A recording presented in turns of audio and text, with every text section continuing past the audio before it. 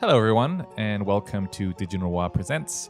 Today we have Dominic Legg, who's a director at Motion by Design. So we'll be discussing everything from TV advertising to social media advertising to guerrillas in advertising. And today we have me, Nicholas Bozic, and we also have Nate. The movie was 23. The movie was 23. Okay. Don't worry, they'll make sense later, right? Enjoy. Cool. So do you want to maybe start by just telling us a little bit about yourself? Yeah, sure.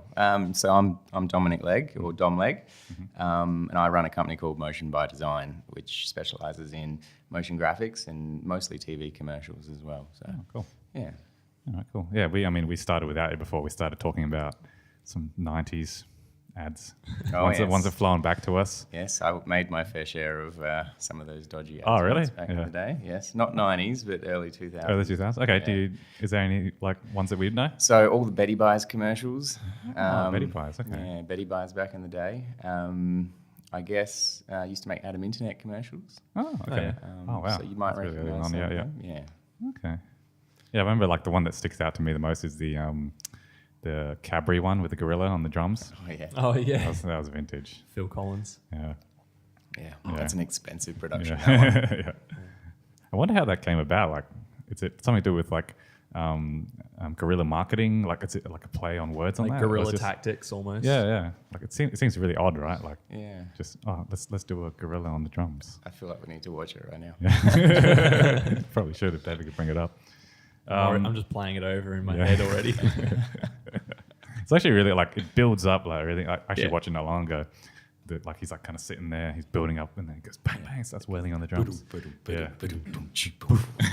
It's so hard though to come up with those very simple in execution ideas, but are really effective and stick with you. Because otherwise, yeah, I've tried to come up with something like that, and it's very, very difficult. Yeah. The creative process is definitely a tricky one. Yeah.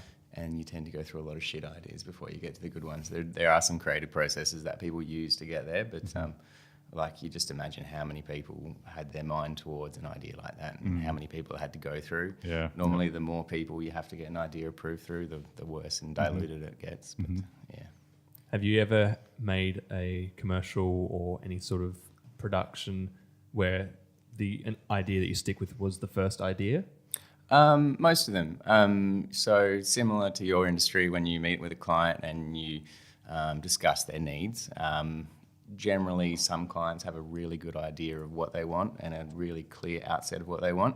If it's a branding advert, there's obviously quite a bit of product placement in there, no matter what. Even if you're selling a dream, it's still imagery of the product, for instance. But if you do a sale, you can get away with some stuff. Same with brand, you can get away with some stuff, but normally a client will make that quite clear in the first meeting.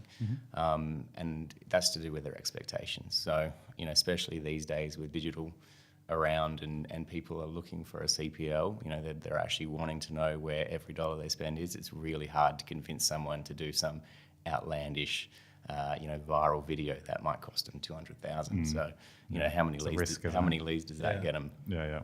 Okay, so you started out doing TV ads. TV adverts, yeah. All right, do you want to kind of paint us a picture of your journey through that? Sure. So I finished uni. I did a Bachelor of Multimedia, which was fun, but didn't learn anything. Like everyone. Typical degree, yeah. Like everyone, I think we just had a lot of fun and met some good people.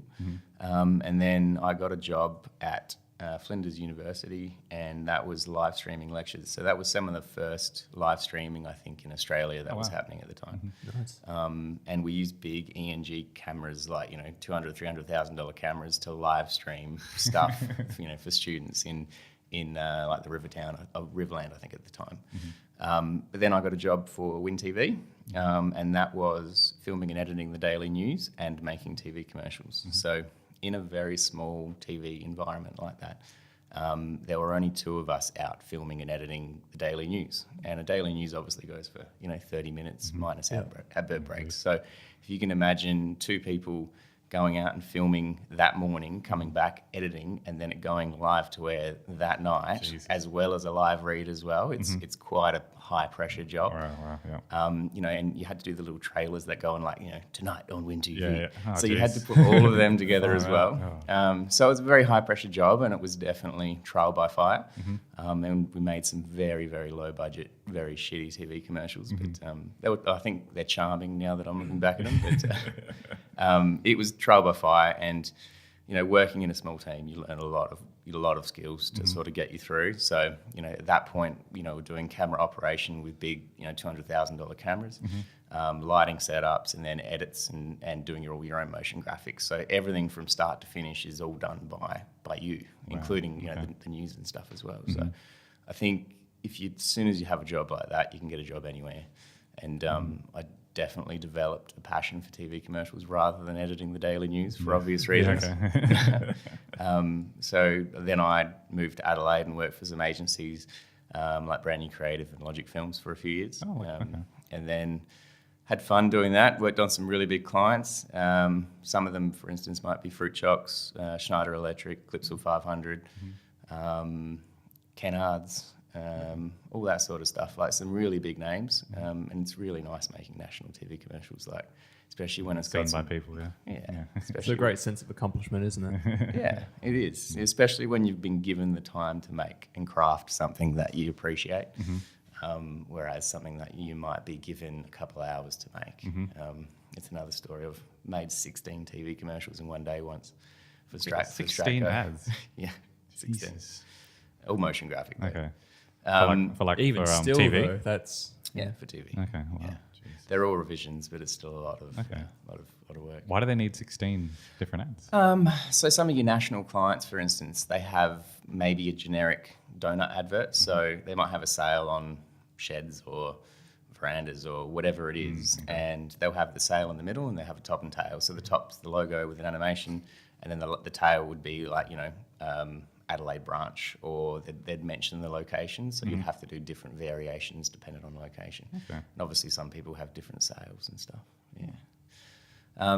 So yeah, worked for some advertising agencies, and then I kind of felt like the industry was dying down, making TV commercials, and I sort of plateaued at I guess what I thought was the top at the time. And I was looking at where to go next, and I initially thought it was Melbourne.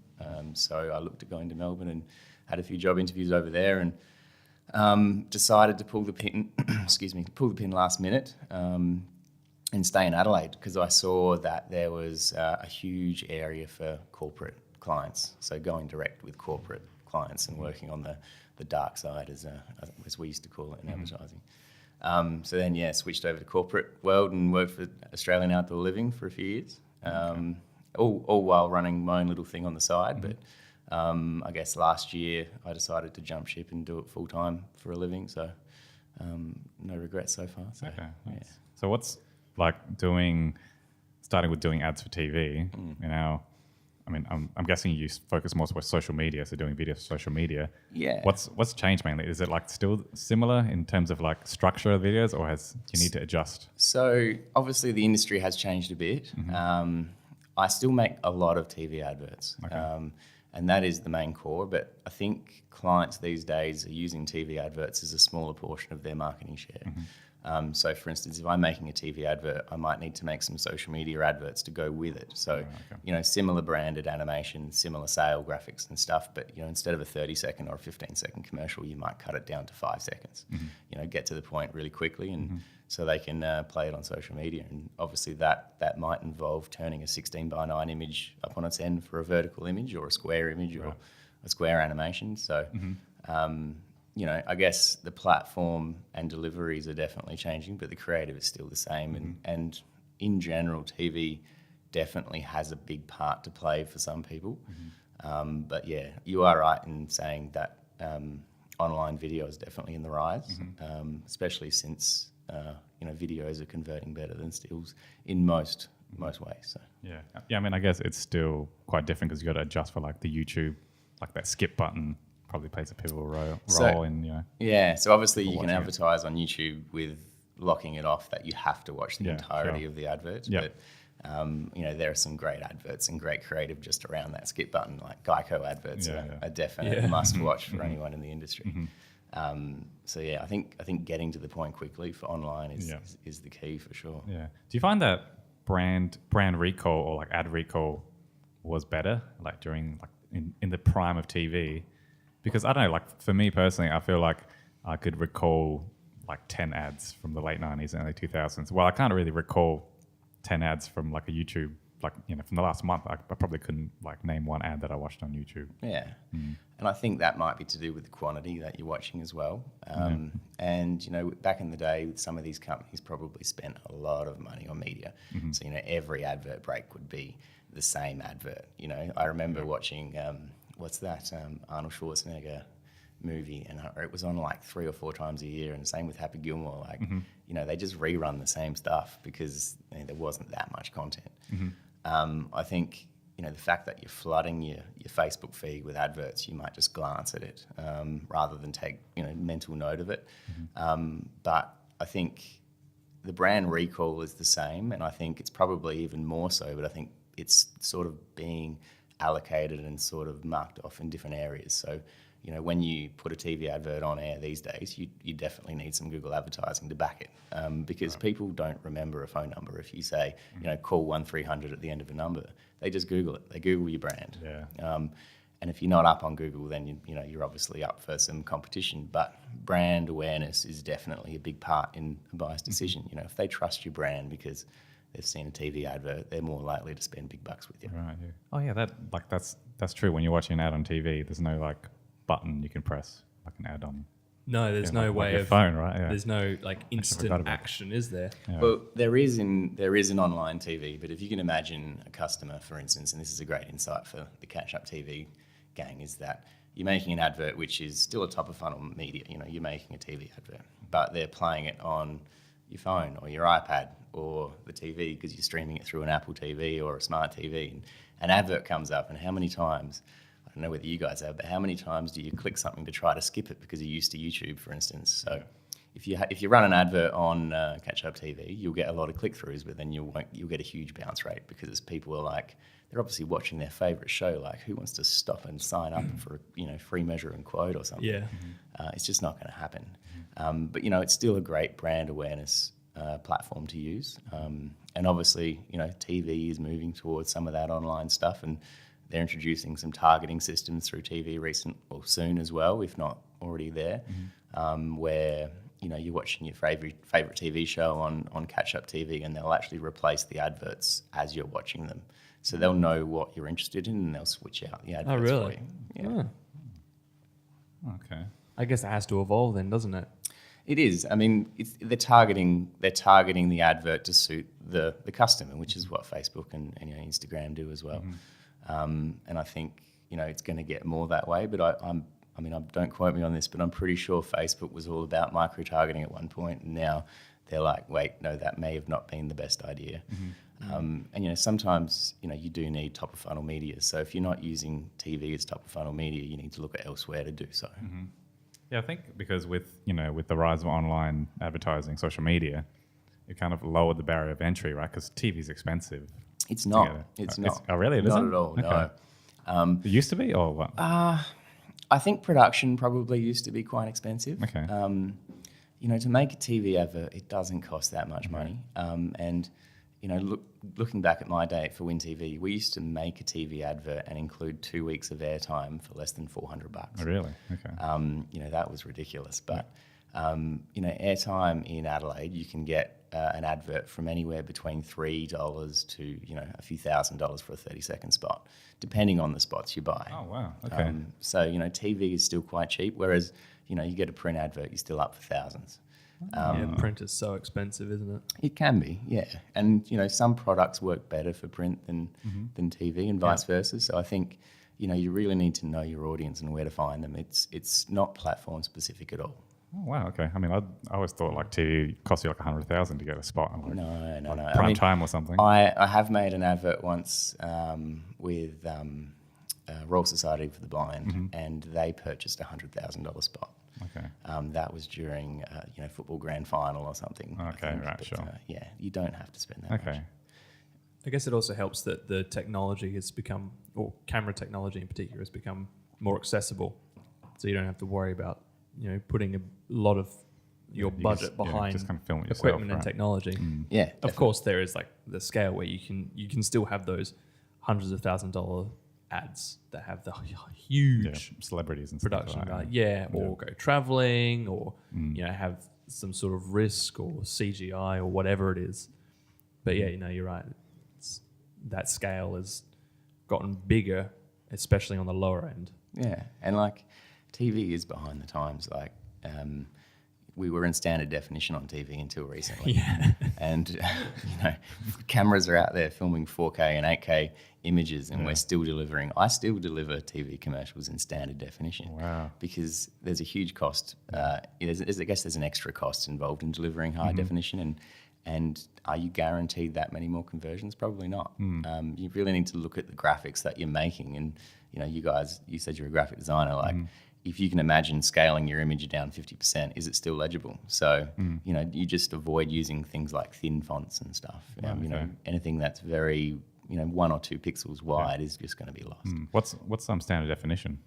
576i. 570. So, less than 720p. Yeah, wow. Yeah, it's pretty small. So I guess it's quarter of the resolution. I don't know. So it's Pretty much, interlaced rather than No, progressive, or- so we don't deliver. Well, I don't deliver interlaced footage anymore. Yeah. It is delivered from the station as interlaced though. So we do deliver upper field first, but I don't edit in interlaced vision. I did back in the day, and for those who have done it, it's extremely annoying, especially when adding motion graphics to a video, because if you imagine an interlaced video, you have to de-interlace it, add your graphics, and then interlace it again. Okay. So you actually lose a little bit of quality when you do that as well. Because it's essentially, is it pixel blending? Is like, I learned it in uni, but the difference between progressive and interlaced, but it always kind of went over my head. So interlaced is, if you can imagine, we'll stick with your 1920 HD for now. If you imagine you split the vertical resolution in half, and then one frame is the upper field, and then the next frame along is the lower field. That's right. So you actually get Sure, half sure. the vertical resolution. But what that does is it enables a smoother motion. So, you've go out and watch Lord of the Rings, for instance, and they've filmed it in 50p. And some people are not a fan of that. I'm personally not a fan of that because it looks like Days of Our Lives.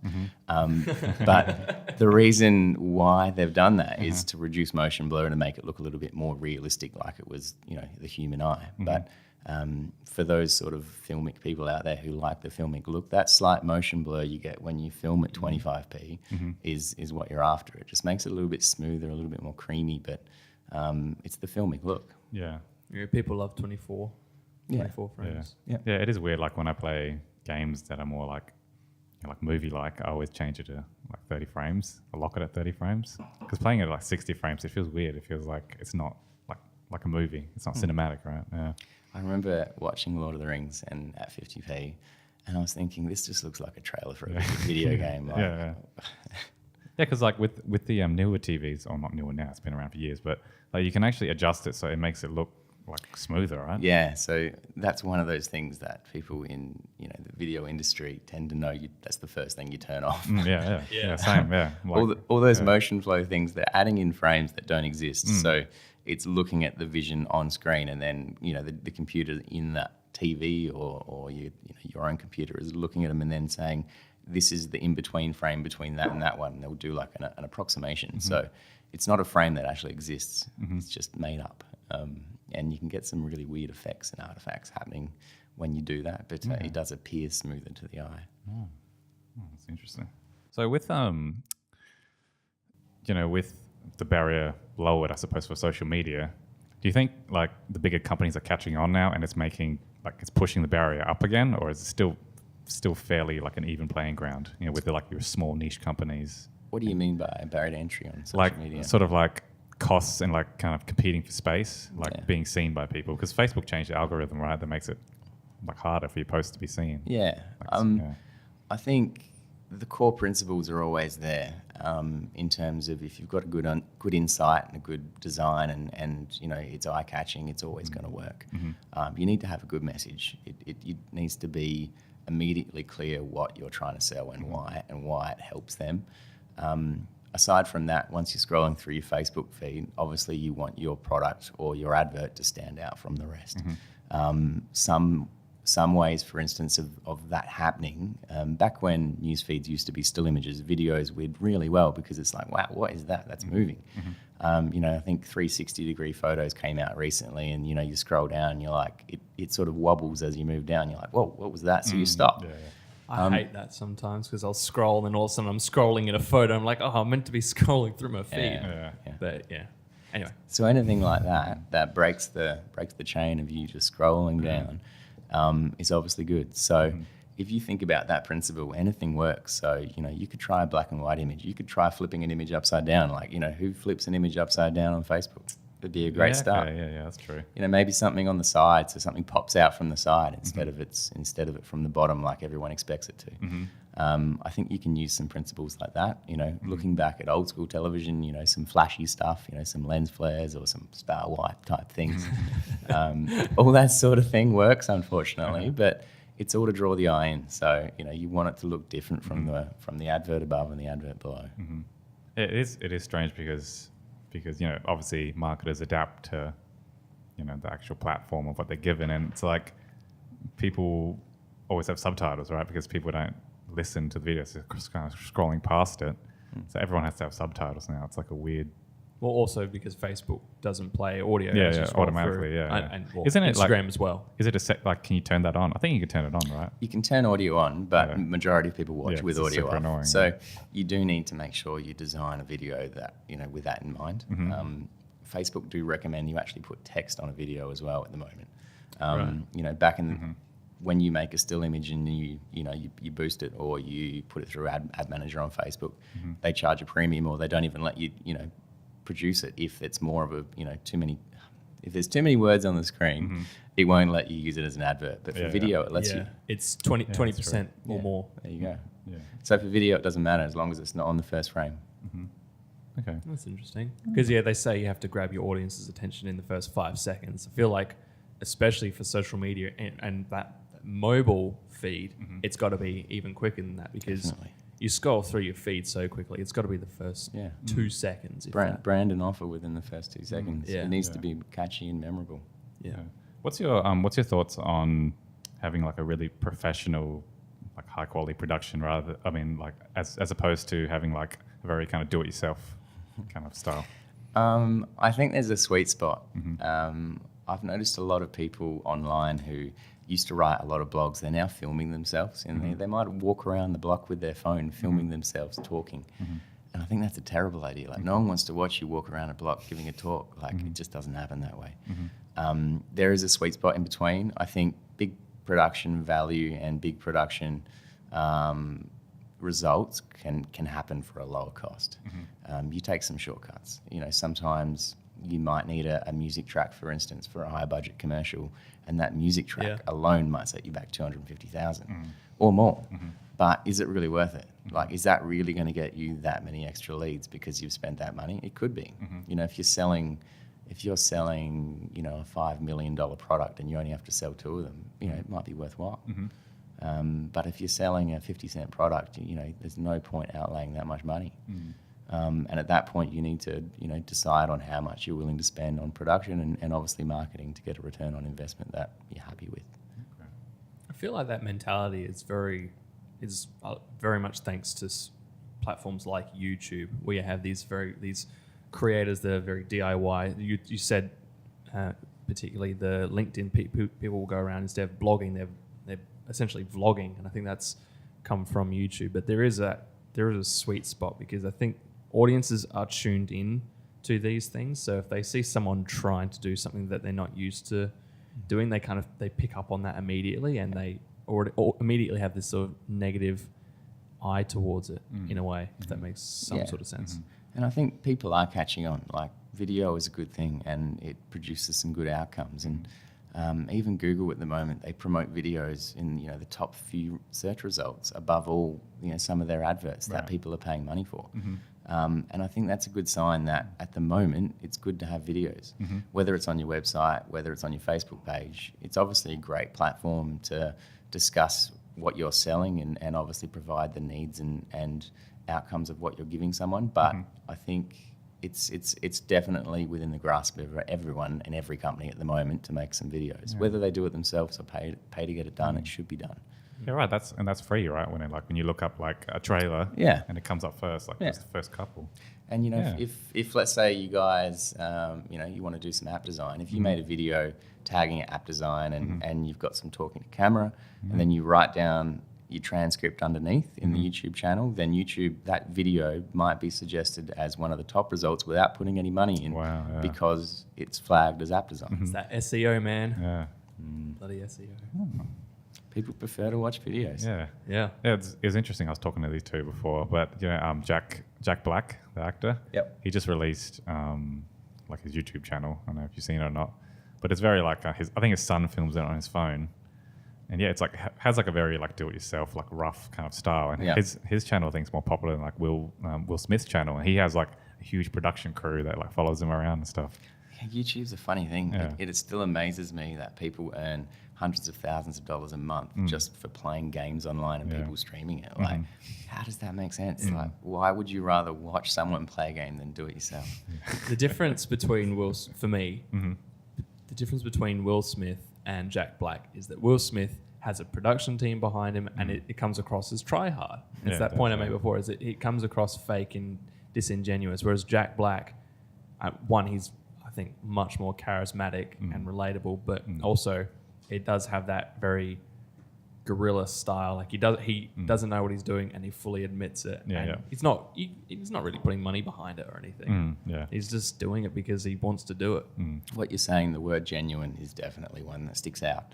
For instance, if you're a company, filming testimonials is always a great thing. Hearing the voice and seeing someone who's enjoying what they've purchased from you is always a good thing. But if you put too much production value into a testimonial video, it's just going to look fake. It's going to look like a commercial. It's, film it grungy, film it handheld, make it look a little bit homemade, because that's what it needs to look genuine. It comes down to that balance of make it look good, but don't make it look too good.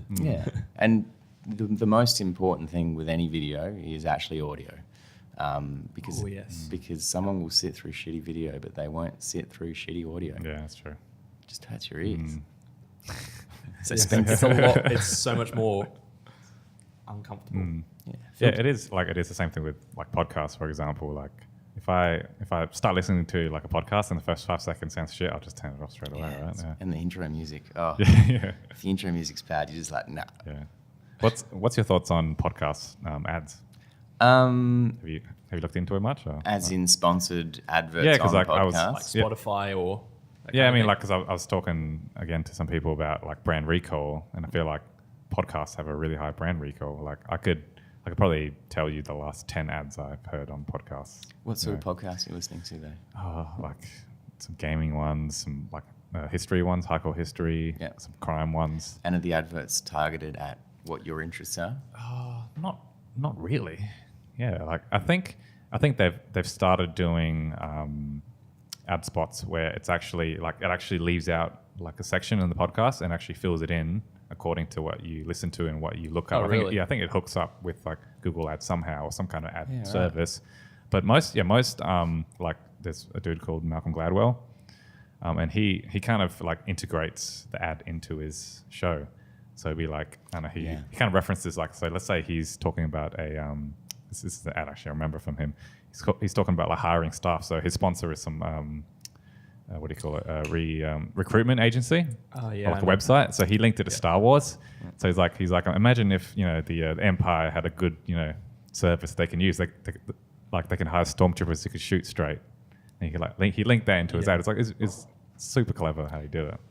It's a good thing linking adverts into the content, but it's also risky. If you're seen as a sellout because you're doing too many advertorials, you're gone, and no one's going to trust anything you say.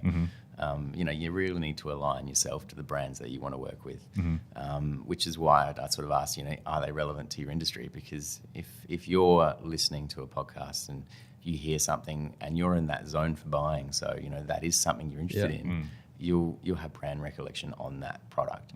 Whereas a top of funnel advert, you might hear it, you might see it, and you might not even flinch. You might not even realize you've seen it until the time that it comes that you're actually in the process of buying that product or looking for it. I was like that with movement watches, which I am currently wearing right now. Okay. Yeah. Because I think movement and I'm trying to remember the other one. I think it was Audible were some of the first those first audio ads, particularly on podcasts, that started to pop up. So that was the perfect time because there weren't that many businesses that were doing these audio ads, and that stuck with really that sticks with you. Yeah. But yeah, I think audio, especially podcasts, are on the rise now. There's been a huge surge. Yeah, is the word. Yeah. There's a huge surge of podcasts in the last 2 years. Yeah. It's quite recent. I used to spend 11 hours a week driving to and from work, and 11 hours, jeez. Podcasts were my saviour. Yeah. Where'd you work? Down at Regency Park at the time. Okay. And I live in Bel Air, so it's quite a hike. Wow. But podcasts definitely made the drive bearable. And I used to love podcasts. And I used to think any podcast I can get my hands on and listen to that I like, it's obviously a winner. But I remember people always recommended a podcast, and then one weekend you finished it all, and you're just like, what now? Yeah. So going back, you mentioned that. So basically, I want to touch on some of the skills that you think are required, I guess, for creating good video content. For companies. I think motion graphics is my core skill, but it's also one that I stand by. If you're in the video industry, even if you're a graphic designer, you need to have some motion graphic skills. Looking outside a video platform, you've got your Google Display adverts and stuff. So that's HTML5 animations. The same thing. You need to have some motion graphic background. After Effects is a great tool to get into to learn how to animate. And for graphic designers, it's something you can dabble in, and making, I guess, your design come to life is definitely a gratifying process. But it's also a process that clients are very happy to receive. So it's worthwhile investing in some time to put the tools down, I guess, your graphic design tools down and pick up some animation stuff. Yeah. It's like a sandbox, isn't it? Yeah. And that does open up a new world. And not everyone can make a TV advert, for instance, but everyone should be able to make a Facebook post, a Facebook animation. It's not that hard. It might take you 12 hours the first time, but it might take you an hour the second time or the fourth time. And then at that point, you can start charging your clients. Clients want more and more from smaller business in the creative industry. They want someone who's a full service agency without the price tag. And corporate companies want to hire an individual to come out and solve their problems. So the more skills you can possess and, I guess, master at that point, the better you're going to be, which is completely the opposite advice of what I got when I started out. People were saying specialize, and that was very influential people telling me that. And I remember thinking, I like doing too many things, and I don't regret not specializing, because if I specialized, I'd have some shitty job where I might decide, I might get the chance to do lighting on a shot, or I might have animated or modeled a hand on a person. You have more opportunities, and for me, a big fear is getting stuck in a rut of just doing the same thing over and over again. And I feel like if I specialized, that would just happen immediately, and I would just be flitting between passions and jobs just from a weekly basis.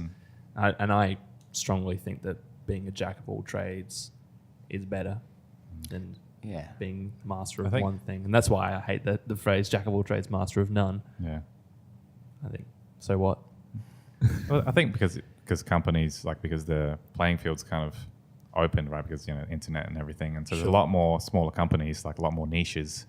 And I guess most of them don't have, the money to hire a specialized person in every single category, right? It's interesting though, because I've noticed that companies are doing that. Oh, really? Okay. They're hiring, for instance, you see social media adverts now for a social media coordinator or a social media manager, whatever it is, it's social media something. And you see all these adverts out there, and those clients don't know what they want. They just want someone to post on their Facebook. Yeah. Who can do that? But some people might want something else. They might want something a little bit more than that. And some of the bigger companies are noticing, instead of spending a couple $100,000 on a digital agency, they're spending, $80,000 or $100,000 on a few people in house who can do exactly what they need for a lot less money. It might not get the same results, but it's getting a good return on investment, and that is the key to all of this. Is obviously getting a good return on investment for your clients, which makes them happy. But looking once again, referring to making TV adverts, when I was in that industry, we didn't care about how well our advert is, how our advert was received or how many leads it got. We just cared. For instance, if we ran a sale advert saying, we've got a closing down sale, everyone come to the car park at this time at this day. If we get a couple hundred people there, you're happy because the client's happy. Whereas these days, they want to know where every dollar's spent. They want to know where that $20 spent and did that get them a lead. And I think that's a bit tough. But it's up to some of you guys in the digital world to partner with the creatives to sort of make sure that happens. How do you track stats on TV ads? So they track a few things, but most of them are rubbish. Have you fake. Have you guys, for instance, a good example is you look at a print run and they say, well, this advert's going out to a print run of X, which has an audience of Y, plus, this is a coffee table book, so it's going to be on someone's table for 6 months. So how many other people are going to look at that? And you're just like, nah, it doesn't work that way.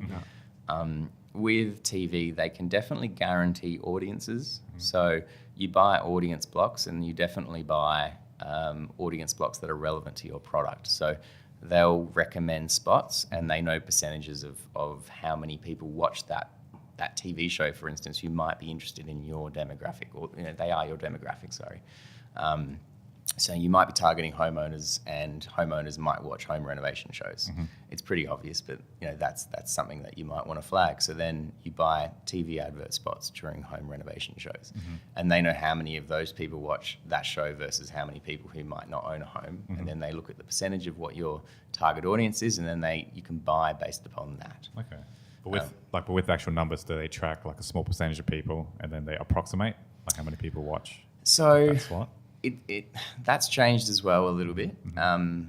There used to be a few people who'd volunteer, and there was like a box on top of their TV, and they used to plug in what they're watching and stuff.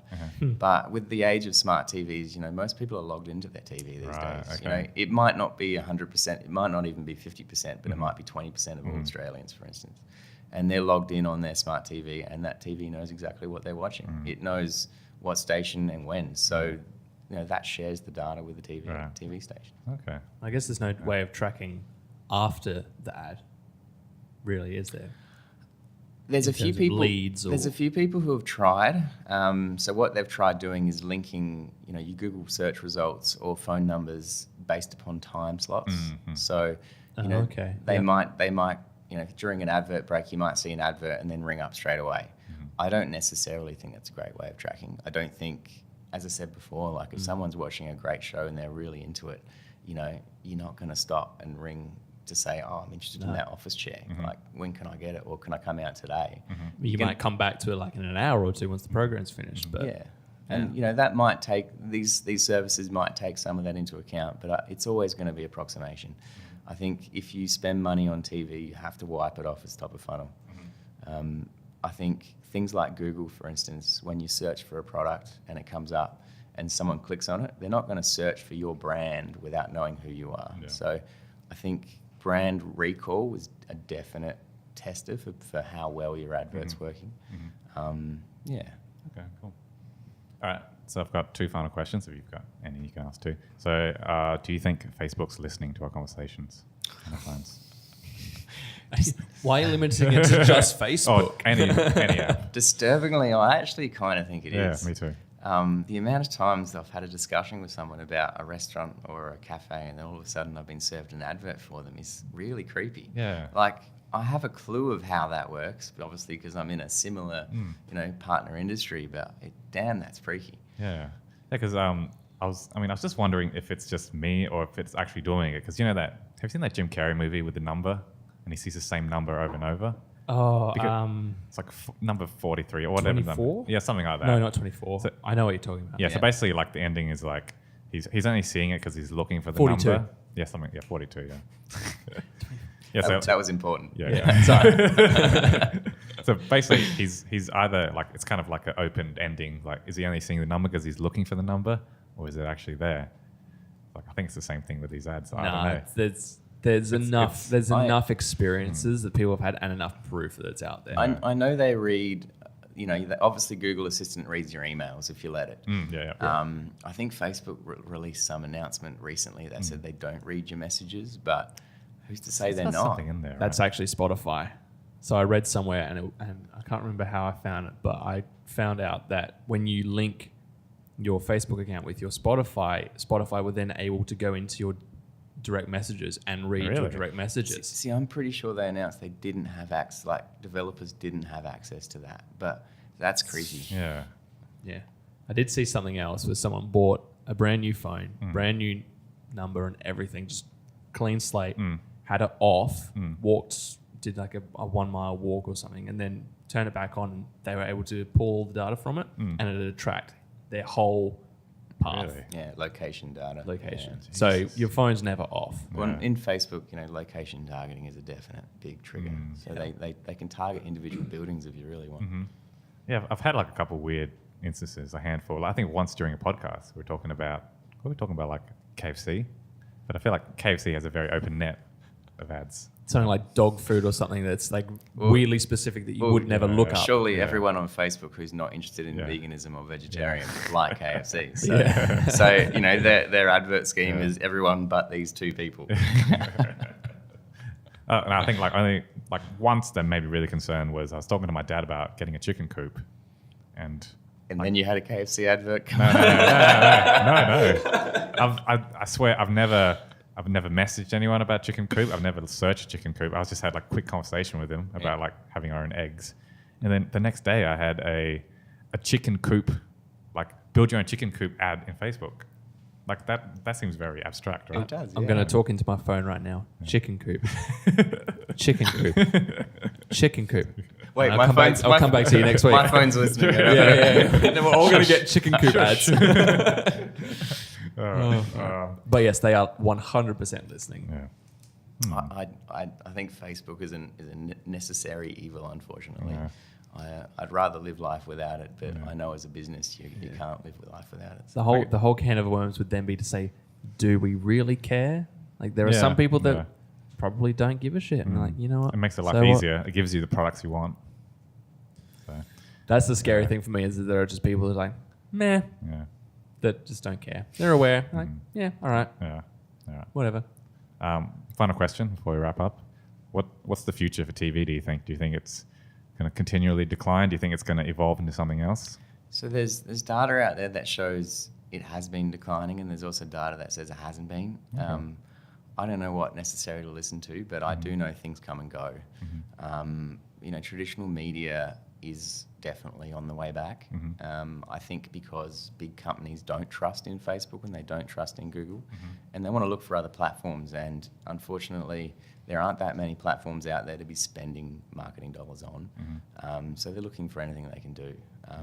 Social media influencers are a good thing, but take out the social media and that might be a possibility. But there needs to be other platforms to spend money on. So I think the future currently is in content making content yourself, rather than producing content for these social media platforms. I think TV won't die. I think it'll change. I think this targeting thing that they're coming out with probably won't stick around too long, or it might change. It might evolve. But it's always going to be there. People said that cinema was going to die when Netflix and streaming services came out, and it dipped. But if you go and look at the highest grossing films of all time now, they're all films most of them are films that have come out in the last 3 or 4 Yeah, years. So And it'll just, you're right. It'll just evolve. It'll just turn into something else. Yeah. And I think part of that is to do with, I mean, the pricing has been brought down. It's definitely more realistic to go see a cinema now for $14 or something rather It did, than because it skyrocketed. It was like $20 for a ticket, and or now 30 for like a 3D one. You're I know. like, really? yeah. And the way they get around that now is they have like the specials, especially like Cinebuzz for marrying an event, or Event Cinemas has actually got some benefit to it now because you can get quote unquote discounts. Yeah. But it's just, I think it's all just markup. I mean, cinema advertising is another platform people use, and I've made quite a fair share of cinema adverts. And it is definitely a good platform for local businesses trying to sort of advertise for their local people. So, you know, you might go to Mitcham Cinema and you see an advert for a Mitcham shop, and that's a good place because they're obviously local. Yeah. You know, it's the same thing as doing a letterbox drop. You know, you're targeting people in that area. Yeah, it's true. Actually, I went to the West Lakes one, and they had like the West Lakes Optus store like in there. And most of them is as going back to the word that we talked about before. Most of those adverts are very genuine. Yeah. Some of them are Genuine. Some of them are very cringeworthy. Yeah, That's for sure. There's a lot of power in it, but you've got to get it right. Yeah. I think like my view with TV is that it's weird because I feel like it is coming back around a little bit because with Netflix, I have like Netflix, Stan, Amazon Prime, like Anime Lab. I've got like everything. Jeez. And I scroll through everything. I never watch anything. I just end up like putting it on my TV and I just like leaving it on. You just want it to pick for you. Yeah, 'Cause yeah. It's that oversaturation Yeah, of choice. it's too much choice. The decision is a hard one, yeah. Yeah. I actually end up buying movies more, like on iTunes, because I don't know what to watch. And I feel like if I buy something, I'm forced to watch it. But it's also because you feel like you're getting a bit more value out of it. Like because you paid more money for it, I think you enjoy it a bit more. Yeah. Like, you know, you You paid guilt yourself into enjoying it. Like, Yeah. I paid a lot of money for this. I have to enjoy it now. I've paid $3.99 for this, so I'm not going to go on my phone for the entire movie. Yeah. Oh yeah, I'm like because with renting as well, right? You got like a small window to watch it. It's like I have to watch this. I have to concentrate and watch it. I still buy Blu-ray. I like the physical. Yeah. I games as well. I buy discs. I just like that physical. I gave my Blu-ray player away the other day. Oh. Just Oh, left really? it on the side of the street and it was gone. Yeah. Yeah. I gave away all my Shame. Xbox games too. They were gone in 10, Really? 10 minutes, yeah. Jeez. All right. Yeah. Well, before we go, is there anything that you wanted to plug? I hear you do motion design courses as well. Yeah, so I've just started doing some motion design courses and a bit, some small group training, and initially I've started doing it for free for the love of my craft. But Don't say that on the podcast, otherwise that's what people will expect. well, advice is always free. If someone wants to come to me Yeah. and ask how do I do this or why isn't this working, if I've got time, I'll help you out. And I think that's the great thing about Adelaide is people do spend time helping others out. It is about who you know, then what you know. So it's great to network. So recently I did a course and Rising Sun Pictures let me do the animation course in their private cinema, which was absolutely fantastic. Awesome. Wow. That's cool. And ideally I'd love a space to be able to teach some more people, but I need to look into it a bit more. So if anyone has a space that they want to let me use, that'd be fantastic. Maybe I can train their designers in return. There you go. Yeah. Bit of a contra deal. Yeah, contra. So what channels can people find you? Yeah, they can find me on socials. But I mean, my website, motionbydesign.com.au is probably where they should find me, because although I'm on socials, as I've clearly mentioned to you guys, I'm not necessarily a fan. I like producing content for it, but that's because I like producing the content. So yeah, find me on my website. It's a good website. I had a look before. Thanks, man. All right. Thank you very much for coming. Thanks.